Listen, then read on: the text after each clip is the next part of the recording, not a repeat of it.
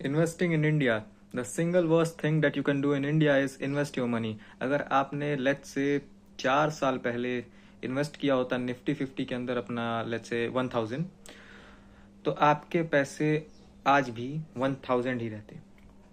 बस that's it. क्योंकि जितना निफ्टी 50 ने रिटर्न दिया है पिछले 4 साढ़े 4 साल के अंदर, उतना तो डॉलर अप्रिशिएट कर चुका है। विच मीन्स अगर आपने निफ्टी 50 में इन्वेस्ट करने की जगह सिर्फ डॉलर खरीद लिए होते, कहीं भी इन्वेस्ट नहीं किया उस डॉलर को, ऐसा नहीं कि आपने अमेरिकन ट्रेजरी के बॉन्ड्स खरीदे या आपने यूएस स्टॉक्स खरीदे, आपने सिर्फ उसको होल्ड कर लिया डॉलर को, तब भी आपके रिटर्न्स सेम होते। दैट मीन्स अगर कोई एफआईआई हमारे फॉरेन इंस्टीट्यूशनल इन्वेस्टर्स अगर हमारे इंडियन मार्केट में इन्वेस्ट करते हैं, तो उन्हें जीरो रिटर्न मिलेगा, जीरो।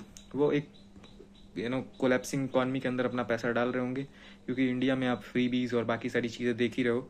तो अगर आप एक एफआईआई के नज़रिए से देखोगे तो उसके लिए Indian market one of the worst performing market है, क्योंकि हर एक करेंसी जहाँ अप्रिशिएट कर रही है वहीं रुपी लगातार गिर रही है बिना किसी रीज़न के।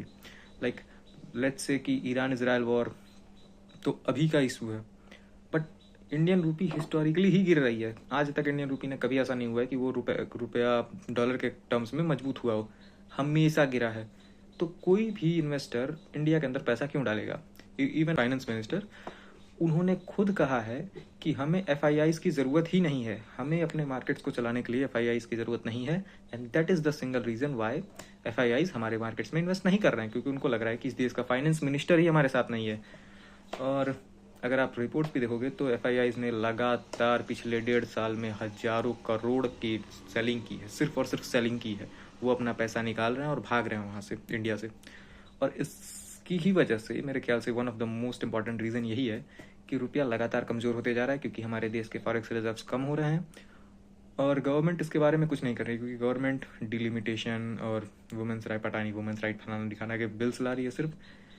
एंड अगर आपको इस सिचुएशन में अपने आप को सिक्योर करना है, then the only option left is you should invest your money in foreign stocks like NASDAQ, NYSE and hang Seng.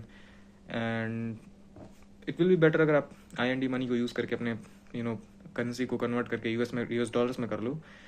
Otherwise you will feel the currency risk also, because your currency will be devaluating and all the other amenities or goods in this world will be appreciating in prices. So here are some of the ETFs that you can invest, and do let me know if you like this video.